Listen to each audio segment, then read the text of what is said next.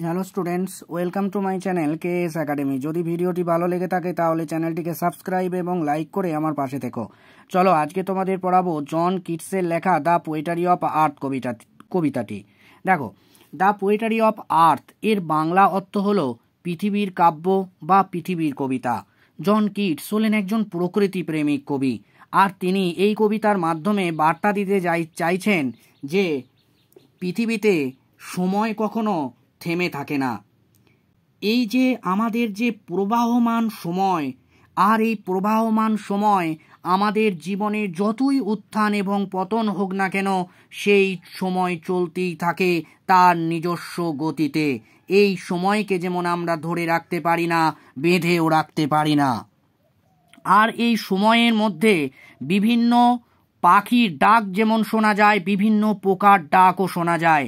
প্রত্যেকটা ঋতুতে আলাদা আলাদা পাখি এবং আলাদা আলাদা পোকা আসে সেই ঋতুর সৌন্দর্যকে আরও বাড়িয়ে তোলার জন্য। তাই কবি এই কবিতার মাধ্যমে সেই বার্তায় দিতে চেয়েছেন যে এখানে দুটো পোকার কথা এখানে বলা হয়েছে। একটা হলো ঘাসফড়িং, অপরটি হলো ঝিঝি পোকা। আর এই দুটো পোকা গ্রীষ্ম এবং শীতের বৈভবকে বাড়িয়ে তোলে। আর এই কথাগুলোই কবি বলতে চেয়েছেন এই কবিতার মাধ্যমে। প্রথমে আমি একটু বলে দিই, দ্য পোয়েটারি অফ আর্থ এটি হলো একটি সনেট। জন কিটস এখানে পেত্রাক্যান ফর্ম ফলো করেছেন। দেখো, পেত্রাক্যান ফর্মে প্রথম 8 লাইনকে বলা হয় অক্টেভ এবং শেষের 6 লাইনকে বলা হয় সেস্টেট। দেখো, এই দ্য পোয়েটারি অফ আর্থ থেকে একদম প্লিজেন্ট উইড, এটা হলো প্রথম 8 লাইন। এই 8 লাইনকে বলা হয় অক্টেভ এবং পরের যে তোমার 6 লাইন রয়েছে এটাকে বলা হয় সেস্টেট। এখানকার রাইম স্কিম, এই কবিতার রাইম স্কিম হলো A B B A, A B B A, C D C D C D. ঠিক আছে, চলো এবার আমরা কবিতায় চলে আসি। The poetry of earth is never dead. পৃথিবীর কাব্য কখনো মারা যায় না। অর্থাৎ কবি এখানে বলতে চাইছেন যে আমাদের পৃথিবীতে কাব্য বর্তমান, আর এই পৃথিবীর কাব্য কখনো মরে না। কারণ আমাদের সময় চলতে থাকে, কিন্তু সময়ের সাথে সাথে সব কিছুর পরিবর্তন হয়, কিন্তু সময় কখনো থেমে থাকে না। যদি উদাহরণ হিসাবে বলা যায়, বিশ্বকবি রবীন্দ্রনাথ ঠাকুর অনেক দিন আগেই তিনি আমাদের ছেড়ে চলে গেছেন, কিন্তু তার কাব্যগুলোর মাধ্যমে তিনি আজও অমর হয়ে আছেন। তাই তার কাব্যগুলো কিন্তু মরেনি। তাই যে তার যে শিল্পকলা, সেই শিল্পকলাটা মরেনি, আজও বেঁচে আছে, কিন্তু তিনি শারীরিকভাবে হয়তো মারা গেছেন। তাই এখানে কবি বলছেন পৃথিবীর কাব্য কখনো মারা যায় না। একজন কবি মারা গেলে অন্য একজন কবি চলে আসেন সামনে সেই কাব্যটিকে টেনে নিয়ে যাওয়ার জন্য, সেই কাব্যের ঐতিহ্যের মাত্রাটিকে আরও অনেক দূর এগিয়ে দেওয়ার জন্য।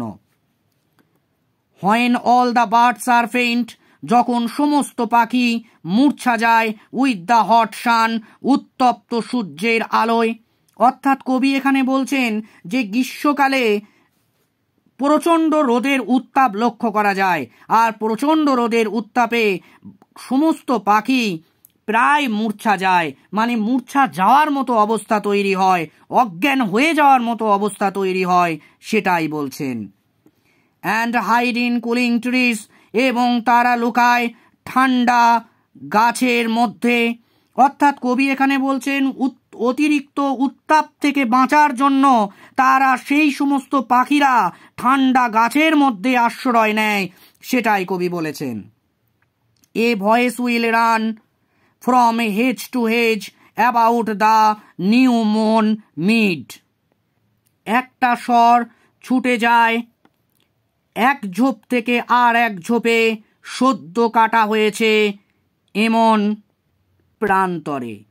অর্থাৎ কবি এখানে বলতে চাইছেন একটা স্বর কিন্তু সেই সময়ে শোনা যায়।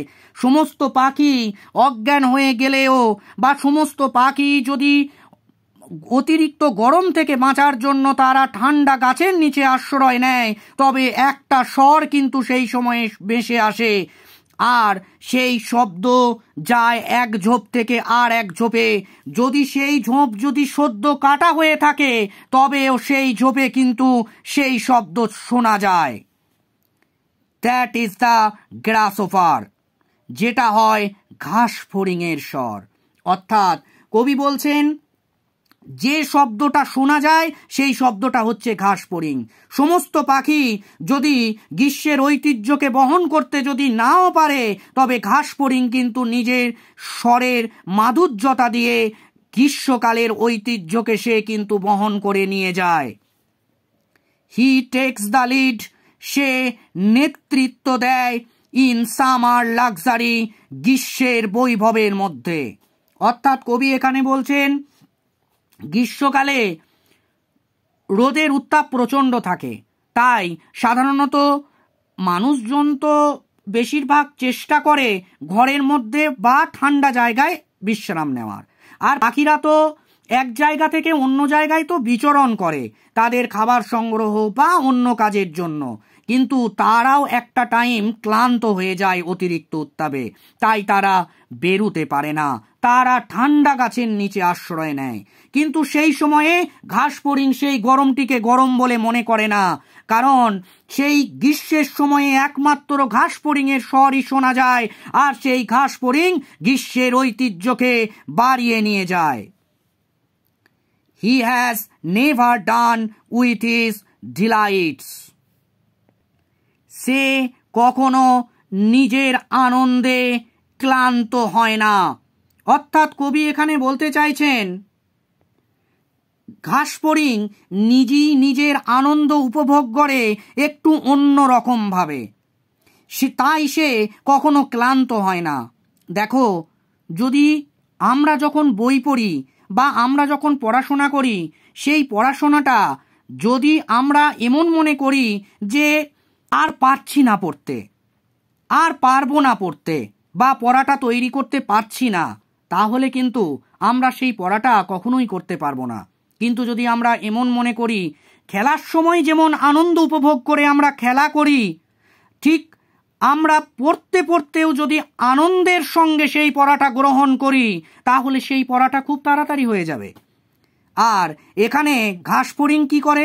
ঘাস ফড়িং অতিরিক্ত গরমেও সে তার নিজের আনন্দটাকে কখনো শেষ হতে দেয় না, সেই আনন্দটাকে বজায় রাখে। কারণ when tired out with fun, he rests at his beneath some pleasant weed, কারণ যখন সে ক্লান্ত হয়ে পড়ে অতিরিক্ত আনন্দে, সে বিশ্রাম নেয় কিছু সুখপ্রদ আগাছার নিচে। অর্থাৎ কবি এখানে বলতে চাইছেন যে আগাছাগুলো বেড়ে ওঠে, সেই আগাছাগুলোই হচ্ছে সুখের কারণ ওই ঘাস ফড়িংয়ের। কারণ ওই আগাছার মধ্যে অবস্থান করে সে নিজের ধারাবাহিকতাটাকে বজায় রেখেছে, সে গ্রীষ্মের সৌন্দর্যতাটাকে বৃদ্ধি করে চলেছে, সেটাই এখানে কবি বলছেন। দ্য পোয়েটারি অফ আর্থ, পৃথিবীর কাব্য ইজ সিজিং নেভার, কখনো শেষ হয় না। অর্থাৎ কবি এখানে বলছেন পৃথিবীর কাব্য কখনো শেষ হয় না। দেখো, যেমন বাস্তবিকভাবে যদি এক কবি মারা যান, তবে অপর কবিরও কিন্তু জন্ম হয় সেই কাব্যের অগ্রগতির জন্য। অর্থাৎ শিল্পকর্মের কখনো যেমন শেষ হয় না, ঠিক একই রকমভাবে কবি বলছেন পৃথিবীর কাব্য শেষ হয় না।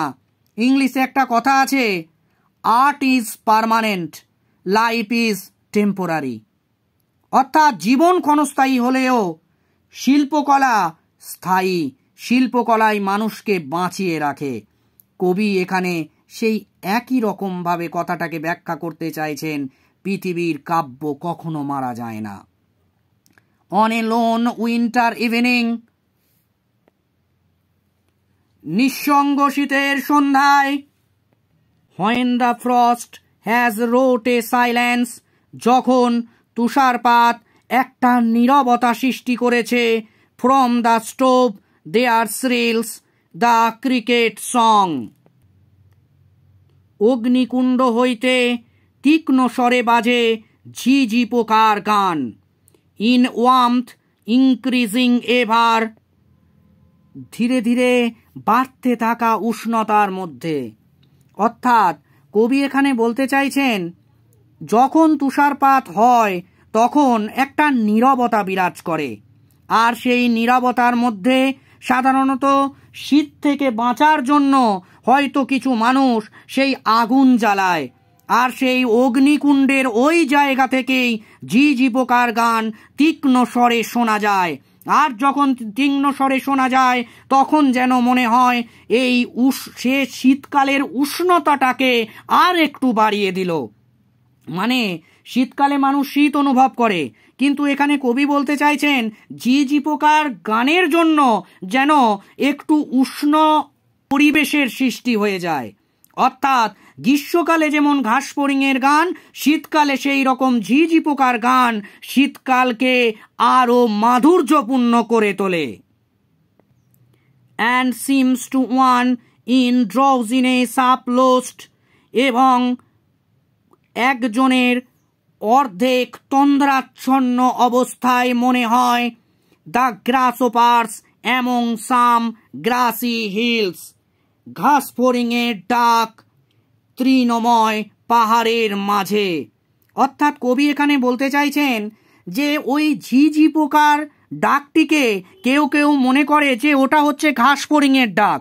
ঘাস ফড়িং গ্রীষ্মকালে ঐতিহ্যকে বহন করে নিয়ে যায়, আর ঝিঝি পোকা শীতকালের ঐতিহ্যকে বহন করে নিয়ে যায়। কিন্তু যখন সেই গ্রীষ্মকাল শেষ হয়ে যায়, শীতকাল আসে, তখন কিন্তু ঝিঝি পোকার ডাক শোনা যায়। আর কেউ কেউ সেই ঝিঝি পোকার ডাকটিকে ঘাস ফড়িংয়ের ডাক বলে একটু হয়তো ভুল করে ফেলে। কিন্তু শেষকালে এই বার্তা দেওয়া যায় এই কবিতাটি থেকে যে পৃথিবীর কাব্য কখনো শেষ হয় না, পৃথিবীর কাব্য মরণশীল নয়, সাধারণ মানুষের জীবনের মতো।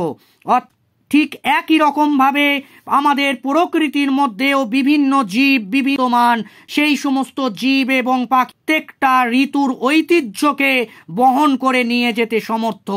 অর্থাৎ শেষে একটা কথাই বলাই যায়, সময় প্রবাহমান, সময়ের বিরাম নেই, সময়ের সাথে সব কিছুই ক্ষয় এবং ধ্বংসপ্রাপ্ত হয়, কিন্তু একমাত্র একটা জিনিস যেটা ধ্বংস হয় না, যেটা ক্ষয় হয় না কখনো, সেটা হচ্ছে পৃথিবীর কাব্য বা পৃথিবীর কবিতা, যেটা সৃষ্টির আদি কাল পর্যন্ত থেকে যাবে অমর হয়ে। তোমরা একটু দ্য পোয়েট্রি অফ আর্থ কবিতাটি থেকে শব্দার্থগুলো একটু দেখে নিও। আর তোমাদের কাছে আমার অনুরোধ রইল, আমার চ্যানেলটিকে সাবস্ক্রাইব এবং লাইক করে আমার পাশে থেকো।